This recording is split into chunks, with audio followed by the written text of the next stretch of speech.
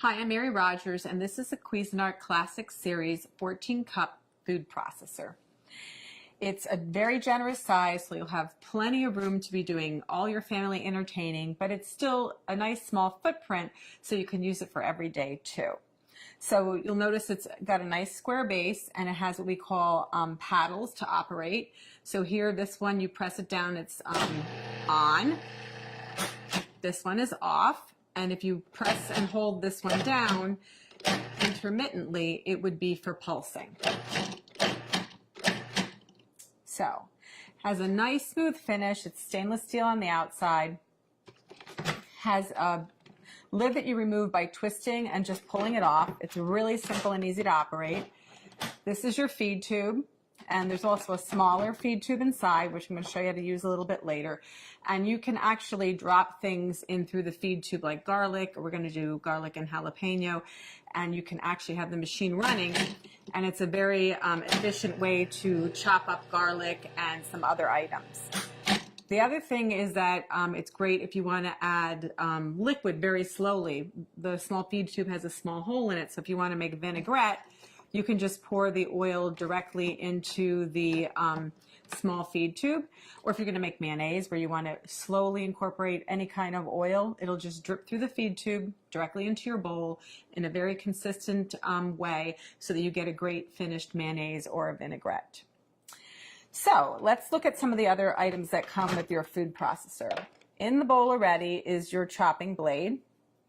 And we call this the S blade because it's shaped like a little bit like an S. And this is used for everything from chopping herbs and onions to pureeing, mixing, and also kneading doughs.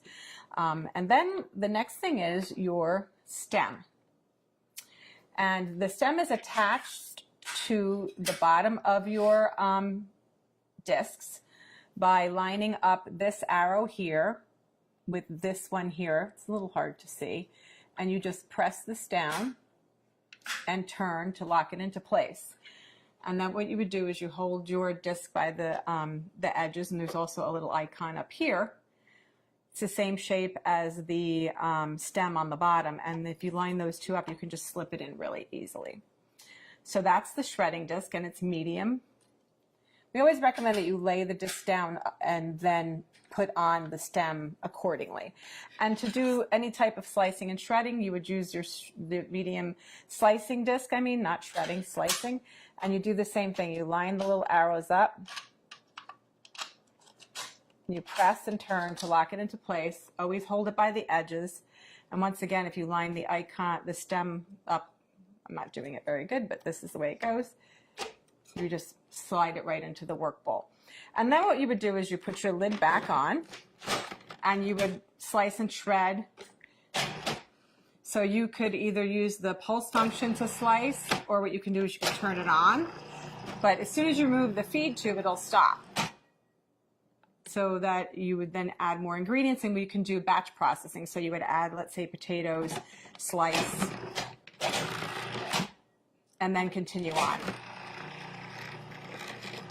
And then we're going to turn it off. So what we're going to do today, that's all of the parts that come with your food processor. And also you get a little spatula we help you with.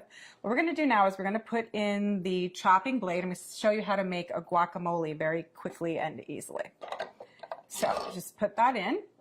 And the first thing we're going to do is we're going to add our cilantro. I'm going to add most of it, not all of it.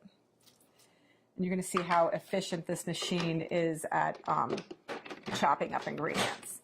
So very quickly and easily.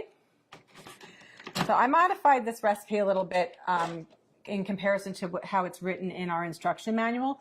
Next, we're going to add our tomatoes, which were seeded, and the pulp the interior was taken out, the seeds. And we're going to pulse that until it's finely chopped.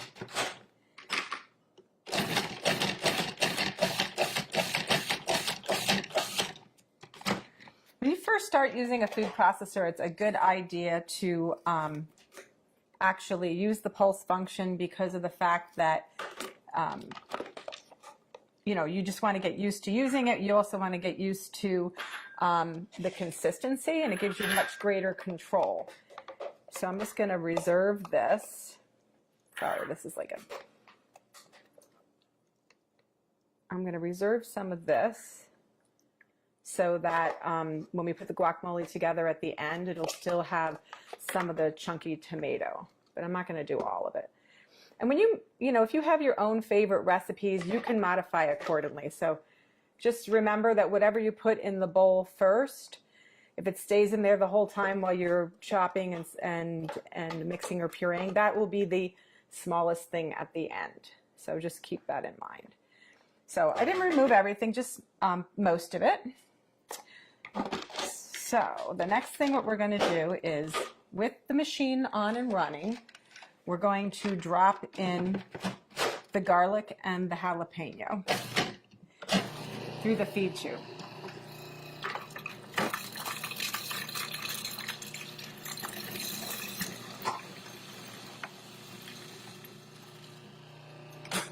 We're going to stop and just scrape down the bowl. And then we're going to move on and add our onions, our green onion. Whoops, sorry. So we have to add the green onion. Again, we're going to chop that until it's fine. And then we're going to add the majority of the rest of our ingredients. The first being our fresh avocados. So just do that by adding that like so.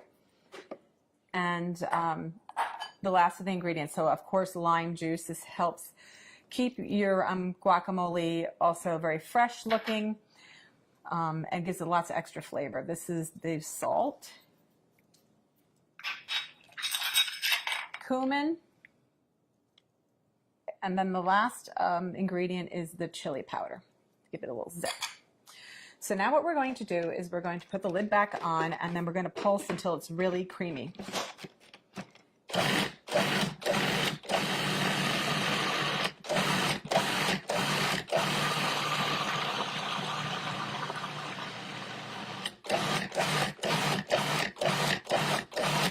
Okay, and then what we're going to do is I'm just going to scrape it down one last time, and then I'm also going to add, because it still needs to be processed a little bit more.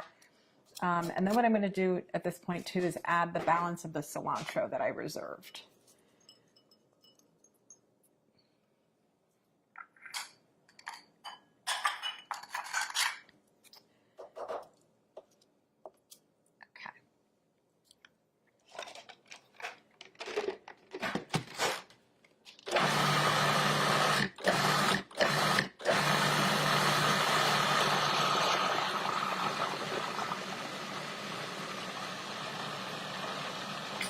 Okay, that looks like it's mixed really well because it's very creamy. I'll show you.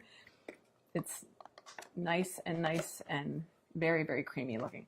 So the last step is to add back in the tomatoes and the cilantro. And this is really just so that they don't become, when you're pureeing the guacamole, if it stays in there the whole time, you won't see the chunks of the tomato anymore.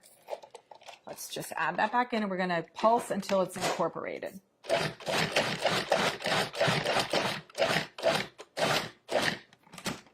So that's that. So now what we're going to do is I'm just going to add this to our decorative bowl for serving. And you could also put a beautiful lime wedge on top. The other thing that you can do is add maybe a couple extra little pieces of tomato. I'm going to show you a little trick also. This is a really, really big batch of guacamole, so it's great if you're going to have a party. But the other thing too to remember is if you are going to be making this and then serving it like later, it's a good idea to put a couple of the pits in with the guacamole in the meantime, because this actually helps it, along with the lime juice, from turning brown on you. So you want to just cover this up. You can put it in the fridge if you want, or you can eat it right away.